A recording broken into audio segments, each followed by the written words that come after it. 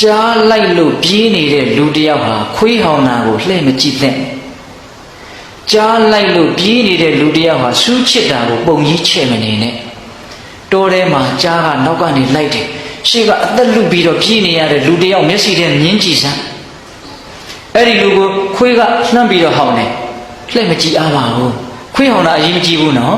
ဘာကအရေးကြီးလဲကြားလိုက်တာကအရေးကြီးတယ်ခွေးဟောင်တာရက်ကြည့်နေရင်ကြားကမှီပြီးတော့ကြိုက်တတ်မှာမို့အဲ့ဒီကြားလိုက်နေတာကိုကိုမှရှုကလေးချစ်မိတယ်ဟာညှိမိသွားတယ်ဒါကိုရက်ပြီးတော့ကြည့်မနေနဲ့ဘာမှဒီတန်ရသိမကြည့်ဘူးနောက်ကဘာဖြစ်နေတော့ကြားလိုက်နေတယ်အဲ့ဒီလိုပဲတရားဓမ္မတို့ဦးဇင်းတို့တွေကိုသေမင်းကလိုက်နေတယ်ဘယ်ချိန်မိမလဲတော့မသိဘူးအဲ့ဒီသေမင်းဒီဟူသောကြားကြီးလိုက်နေတာကိုမမြင်တဲ့အခါကျတော့ကဲ့ရဲ့ချင်းချီးမွမ်းခြင်းဆိုတဲ့ခွေးဟောင်တာကိုရက်ပြီးတော့ကြည်တယ်ရက်ပြီးတော့ခံစားတယ်ကြားလိုက်တာကြီးကိုမမြင်တော့ခွေးဟောင်တာကြီးကအကြီးကြီးဖြစ်နေတယ်ပိဿတို့ကိုဦးဇင်းတို့အနုစိတ်ရှင်းမပြဘူးဒီလူတွေဉာဏ်ရှိတယ်နော်ဟုတ်လားနောက်ကကြားလိုက်နေတာကိုမမြင်တော့လောကဓာတ်ရှုကလေးအသာကလေးချစ်တာကိုအကြီးကြီးလို့ထင်တယ်နေပေါင်းသွေးတွေထွက်နေလိုက်တာလုံးမနေနဲ့နောက်ကဘာလိုက်နေလဲကြားလိုက်နေတယ်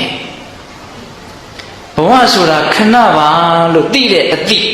နော်သိခြင်းတရားမရဏနုတ္တိကမ္မထံသိပြီးတော့အစွမ်းထက်တယ်ဟုတ်လားဒါကြောင့်ကိုယ့်ဘဝမှာပြဿနာတွေနဲ့လေးလံနေတဲ့အခါမျိုးမှာစဉ်းစားကြည့်လိုက်ပါငါဘာတွေပုံကြီးချင်နေတာလဲဒီပြဿနာတဲ့ကြီးတဲ့ပြဿနာကြီးငါတွေ့ရအောင်မှာပြဿနာအကြီးကြီးကိုမေ့နေလို့ပြဿနာအသေးသေးလေးတွေကဂုတ်ပေါ်ဖွရှိပြီးတော့အကြီးကြီးလို့ကိုယ့်ကိုချက်ပြီးတော့နှိမ့်ဆက်နေတာစင်စစ်တော့ပြဿနာအကြီးကြီးကိုမမြင်လို့ပြဿနာအသေးလေးကိုအကြီးကြီးထင်နေတာပြဿနာအကြီးကြီးကတေချာပေါက်ရှိတယ်သိရမယ်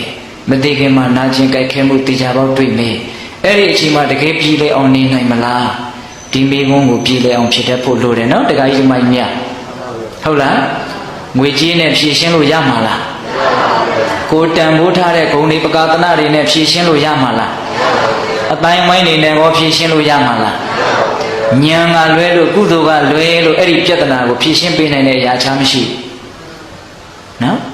ဒါကြောင့်ဒီစကားလေးကိုထပ်ပြီးတော့မှတ်ပါကြားလိုက်လို့ပြေးနေရတာရှုချစ်တာတွေခွေးဟောင်တာတွေကိုလှည့်ကြည့်မနေနဲ့ငုံကြည့်မနေနဲ့